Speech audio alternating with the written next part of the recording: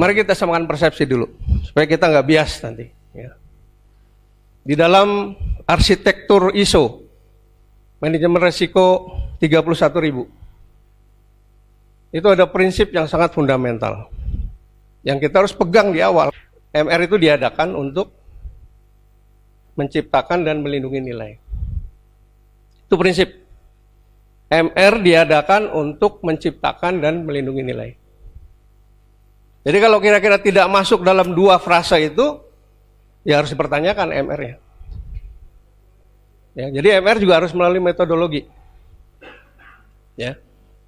Nah, sama di Polri juga memiliki value, di mana para pedoman hidup Polri adalah Tribrata, pedoman kerja Polri adalah Catur Prastya.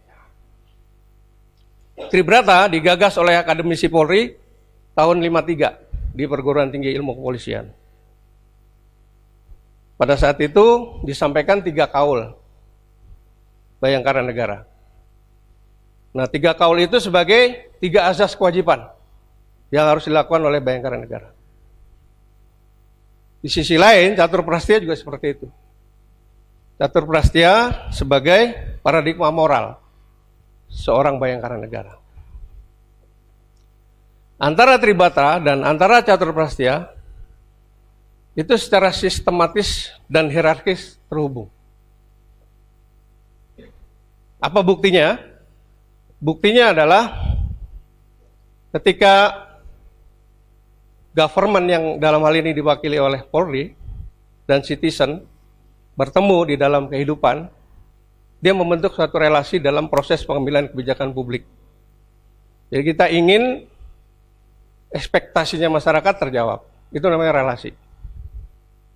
Nah, inline dengan prolog saya tadi di atas, setiap organisasi termasuk Polri itu punya will dan wish supaya kegiatannya selalu goalnya tercapai. Ya, dalam setiap kegiatan harus tercapai.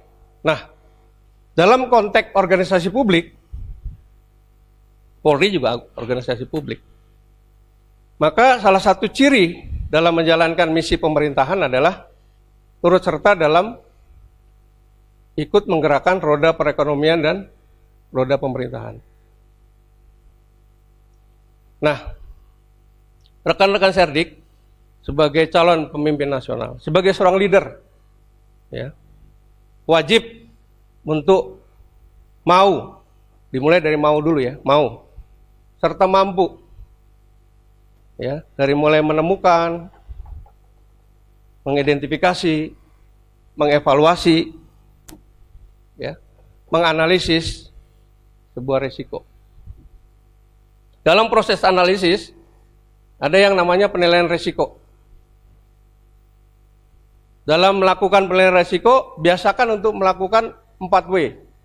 Pertanyaan-pertanyaan 4W. W yang pertama adalah apa yang dapat terjadi, dan bagaimana hal itu dapat terjadi, based to identification risk.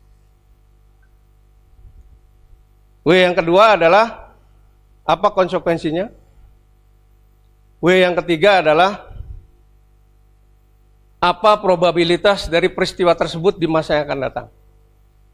Dan W yang terakhir adalah apa ada tindakan-tindakan sebagai faktor yang membuat organisasi itu melakukan upaya-upaya untuk mengurangi probabilitas dan memitigasi dampak. Nah, jika 4W tadi sudah dilakukan oleh rekan-rekan Serdik, artinya penilaian risiko itu sudah dilakukan secara tepat, maka diyakini hal itu akan berkontribusi terhadap pembangunan nasional di Indonesia. Dan outputnya atau outcome-nya adalah kita memberikan kontribusi untuk terwujudnya Indonesia maju.